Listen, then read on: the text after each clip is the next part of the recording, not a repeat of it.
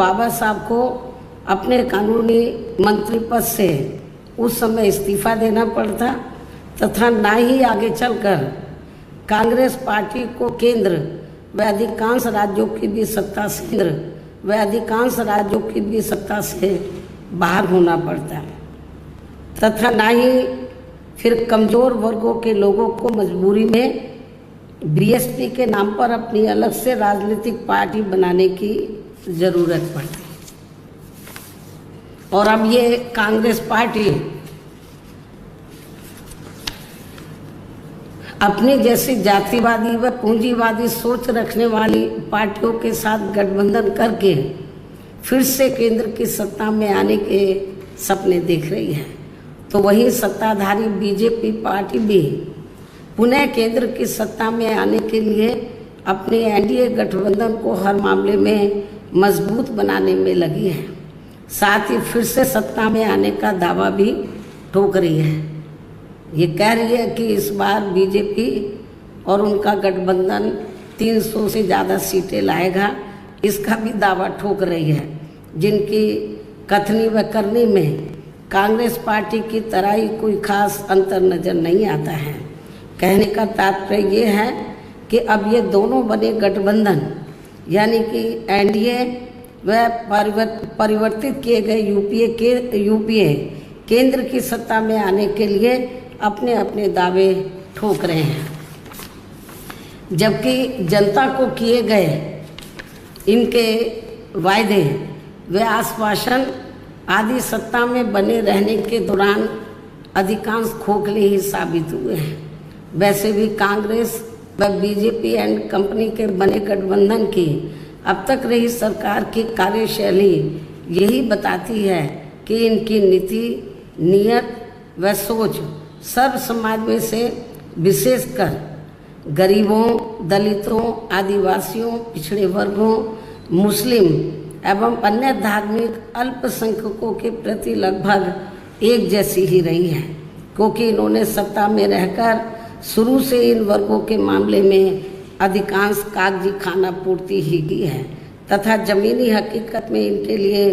कोई ठोस कार्य नहीं किए हैं। लेकिन जब ये लोग सत्ता से बाहर हो जाते हैं तो तब फिर वे अपने वोट की खातिर इनके हितों में काफ़ी लंबी चौड़ी बातें करते हैं। जैसे कांग्रेस पार्टी का गरीबी हटाओ का व बीजेपी का हर गरीब के खाते में 20 लाख रुपए पहुंचाने को लेकर कही गई ये बातें सत्ता में आने के बाद केवल हवाई व खोखली ही साबित होकर रह गई हैं, जिसकी खास वजह से ही बीएसपी ने सत्ताधारी गठबंधन व विपक्षी गठबंधन से ज़्यादातर अपनी दूरी ही बना के रखी है। ऐसी स्थिति में अब इन वर्गों के लोगों को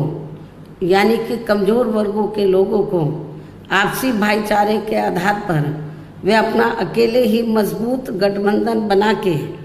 या हर मामले में अपनी एकमात्र हितैषी रही पार्टी बीएसपी को ही मजबूती देनी है तथा जिससे फिर यहाँ कोई भी गठबंधन केंद्र व राज्यों की भी सत्ता में पूरी मजबूती के साथ आसीन ना हो सके तथा इसके स्थान पर फिर इनकी मजबूत नहीं बल्कि मजबूर सरकार ही बनेगी। हमारी पार्टी का ये पूरा प्रयास होना चाहिए ताकि बीएसपी के सत्ता में ना आने की स्थिति में भी इन कमज़ोर वर्गों का यानी कि दबे कुचले लोगों का ये लोग ज़्यादा शोषण ना कर सके। इतना ही नहीं बल्कि ऐसी स्थिति में बीएसपी को भी सत्ता में आसीन होने का मौका मिल सकता है। और जब तक हम लोग अकेले अपने बलबूते पर खड़े नहीं हो पाते हैं, इसलिए इन सब बातों को ध्यान में रखकर अब बीएसपी को लोकसभा चुनाव में व इससे पहले राजस्थान,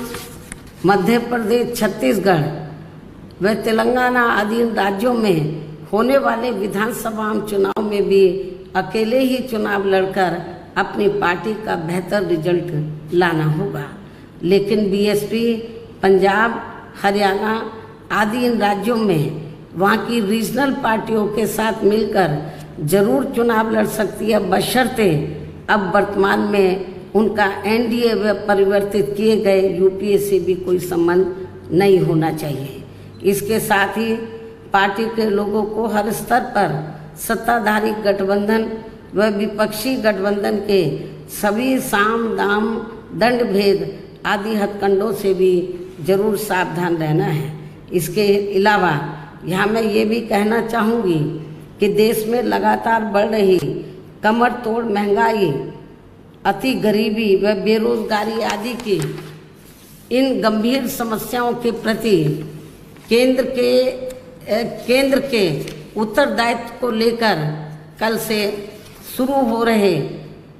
संसद के मानसून सत्र में जवाबदेही का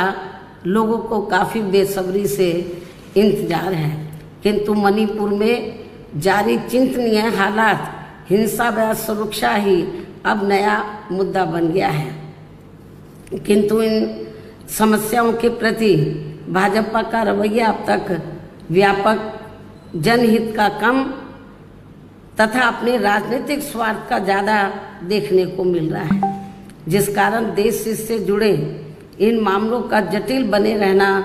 अति दुखद है। जबकि देश की प्रगति लोगों की उन्नति में ही निहित है, जिस पर पूरा ध्यान केंद्रित करने की भी सख्त ज़रूरत है। और अब लोकसभा चुनाव से पहले संसद में सरकार व विपक्ष का रवैया तकरार, आरोप प्रत्यारोप व जिम्मेदारी से भागने का नहीं, बल्कि इन ज्वलंत जन समस्याओं को दूर करने संबंधी समाधान का होना चाहिए। क्योंकि इस समय समस्त गरीब एवं मेहनतकश जनता का